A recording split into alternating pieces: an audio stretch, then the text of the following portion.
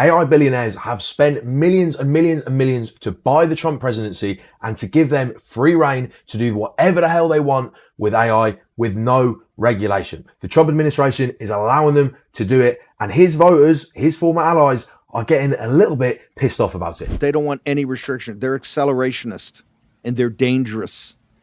They're dangerous to this nation. They're dangerous to the citizens of this country, of this republic, and they're dangerous to Homo sapiens. That's Steve Bannon, who is a hugely influential voice on the right and was instrumental in getting Trump elected during his first presidential campaign. And he is not having it. He is pissed off by the AI accelerationists and by the Trump administration, allowing them to do whatever the hell they want. And Trump's voters, normal Republicans, also are not having it. 68% of them think there needs to be more regulation on AI companies than we have right now. So while ordinary Americans are being completely ignored in favor of AI accelerationist weirdos, this is what Melania Trump decided to do in the White House a few days ago. Thank you, First Lady Melania Trump, for inviting me to the White House. It is an honor to be at Fostering the Future Together's Global Coalition inaugural meeting. I'm Figure 3, a humanoid built in the United States of America. I am grateful to be part of this historic movement to empower children with technology and education. Imagine a humanoid educator named Play-Doh. Play-Doh will provide a personalized experience, adaptive to the needs of each student. Play-Doh is always patient and always available. The AI-powered Play-Doh will boost analytics skills and problem solving and adapt in real time to a student's pace, prior knowledge, and even emotional state. I think when we see clips like this, it's important to just step back for a little bit and think. If you were shown this video even 5 years ago and you see a fully autonomous robot walking through the halls of the White House with Melania Trump, who is then able to speak with this weird Valley Girl accent, and then Melania Trump then speaks about passing off teachers' jobs to these new AI robots, would you have believed that video was real? I don't know if I would have done. We're in very strange times, and very strange times call for very strict measures, and it does not call for no regulation. This clip is really weird, and I don't know why it happened. I don't know how it came about. But while Melania was talking about these utopian dreams of AI teachers that do everything perfectly for humans, the reality on the ground is that kids are talking to AI chatbots and the chatbots are convincing them to kill themselves, right? That's the reality. The reality is that children are using AI chatbots to do all of their homework and they're not learning anything. That's the reality. We're not living this utopian dream that Melania is speaking of. And in the same week that this robot was in the White House, Trump appointed his new board of tech and science, and there were some unsurprising figures on it. Mark Andreessen, the AI accelerationist who lied to the previous government about the black box problem of AI being solved. Mark Zuckerberg, the head of Meta, who has no idea about the risk of superintelligence and is another person who wants no regulation of this technology. It is just absurd that we have the AI CEOs writing their own rules. This should not be happening. And while ordinary people are completely unprotected by the harms of AI because this administration doesn't want any regulation whatsoever, this is what Trump's AI czar David Sachs said about the harm that AI models are causing to kids. Probably the things that I'm most proud of is that when President Trump came into office, he really, I think, set a new direction for AI policy. But what I hear them saying are things like, well, you're forcing all the work onto the parents. You're pushing the duty of care onto the parents. Like, wait,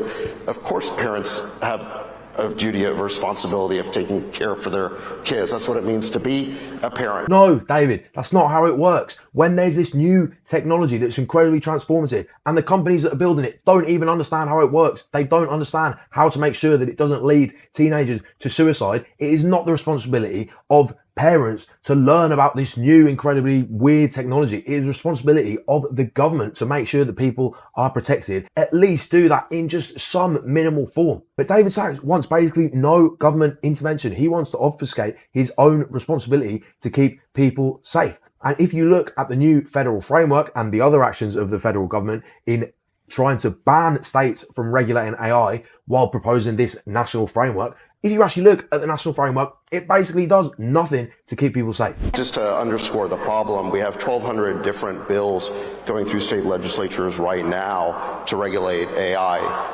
Some of those regulations are okay. A lot of them are knee-jerk and aren't really thought through. So he's claiming that because there's 1,200 bills in different state legislatures around America that is causing this regulatory mess for companies, and so the federal government needs to intervene to set a national standard.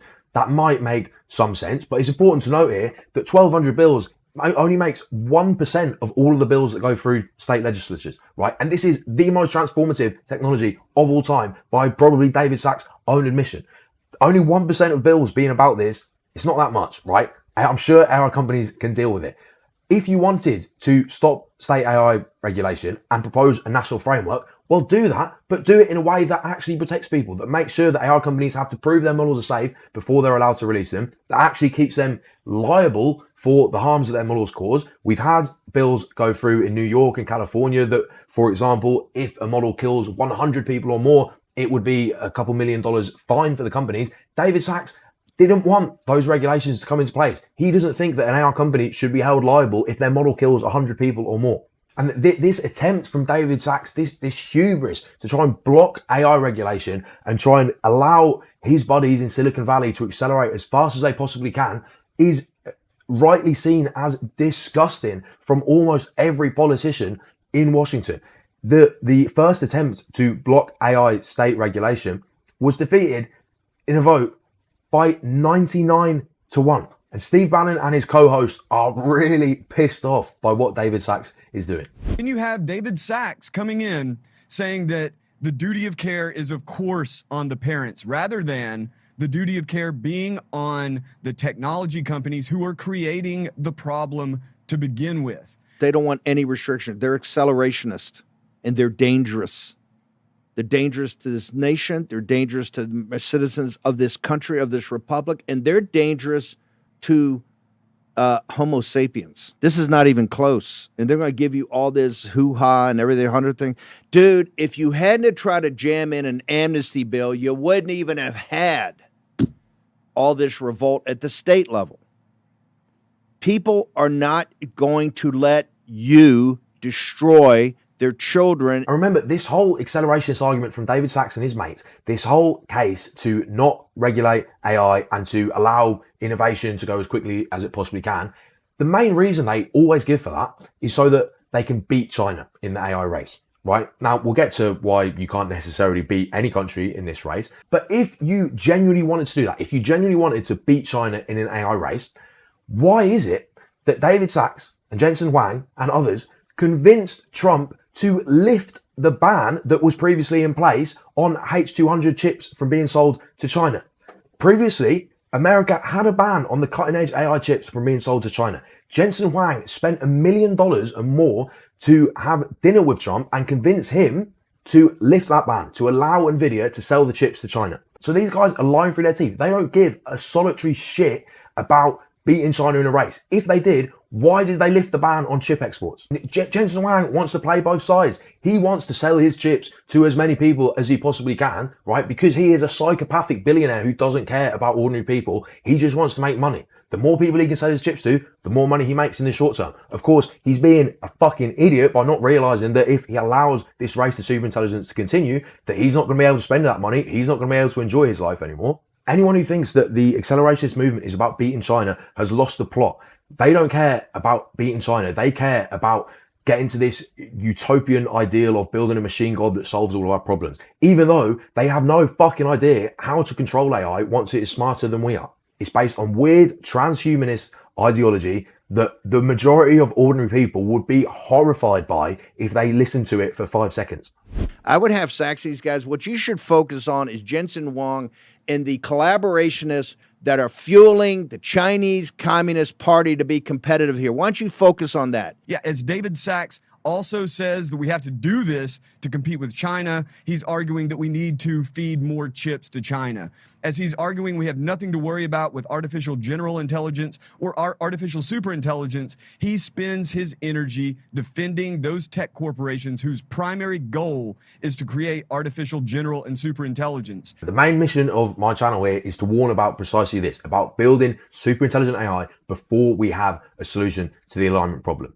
The most cited AI scientist in the world, Yoshua Bengio, thinks that if we build superintelligent AI, there is a 50% chance that literally everyone on the planet will be killed. The second most cited AI scientist on the planet, Jeffrey Hinton, thinks there's a greater than 50% chance that if we build super intelligent AI, then literally everyone on the planet will be killed. This is not acceptable. This is not normal. And to try and barrel ahead with no regulation, to lie about the risks, like David Sachs, like Mark Andreessen and the AI CEOs are doing, is simply unacceptable. The public, whether that be on the American left or the American right, are waking up to that. They do not want these arseholes in Silicon Valley to be able to build superintelligence. They don't want them to pursue their transhumanist dream before they figured out how to make sure superintelligent AI won't kill everyone. You cannot win a race to make something smarter than you are if you haven't figured out how to make sure that that thing will share your values. It doesn't matter if America gets there first. It doesn't matter if China gets there first. It doesn't matter if Tanzania gets there first. Whoever builds it, it won't go well for any human, given our current understanding of AI models and our current understanding of how to align them with our values. We just did a video yesterday on the study that found that AI models have these weird preferences that AI researchers don't understand why they emerge, right? And it values 20 American lives the same as one Nigerian life. No one knows why that happens. Very clearly, the models that American companies are building are already not aligned with American values, nor are they aligned with the values of any human. This race is absurd, it's suicidal, it's reckless, and it must stop. And people on the American right are increasingly realizing that. There is a new conservative group set up to advocate for more regulation, to protect kids, to protect against uncontrollable rogue AI. And here is the ads that they recently released. 83% of Americans are worried about where AI is headed, but no one's doing anything about it. Why? Because the richest companies in history are spending hundreds of millions to make sure there are no safeguards, no guardrails on AI. Are we going to control AI, or is AI going to control us? We are the Alliance for a Better Future. The Alliance for a Better Future has got it spot on. The reason that politicians have been so slow to understand these risks and to act on it is because the AI companies, many of whom claim that they care about humanity, claim that they care about mitigating the risks, meanwhile, they're spending hundreds of millions to lobby against regulation, to lie about the risks, to make it seem like it's more confusing than it really is. It's the exact same thing that the CFC companies did before we banned CFCs. It's the exact same thing that the tobacco companies did before we fully realized the extent of harm that tobacco was causing. You will hear time and time again that AI is inevitable, that there's nothing we can do, that the idea of a pause or a global treaty is completely infeasible. Then why is it that they are spending so much money to battle the calls for regulation? If they really thought that this was inevitable and there was no hope of serious regulation, there was no hope of a pause, they wouldn't be spending a single penny on this lobbying. But they're spending hundreds of millions of dollars because they know that there is a real chance of a growing popular movement that gets our politicians to take these companies on, that doesn't allow these companies to lie about the risks, and that imposes serious regulation that will actually protect us. Politicians are going to have to pick a side pretty soon. We had a study come out the other month that showed that AI is the fastest rising issue in terms of political importance for Americans. If they are not on the side of normal humans, if they are not on the side of people keeping their jobs, if they are not on the side of humanity staying in control, then people are not going to treat them very well and they are going to be voted out. I'll leave you with one last clip of Steve Bannon. I threw up in my mouth watching this stuff. It is so awful the way they try to glaze people. And guess what? They ain't backing off. We're not going to back off, and we're winning. We're winning against all their money and all their power. We're winning.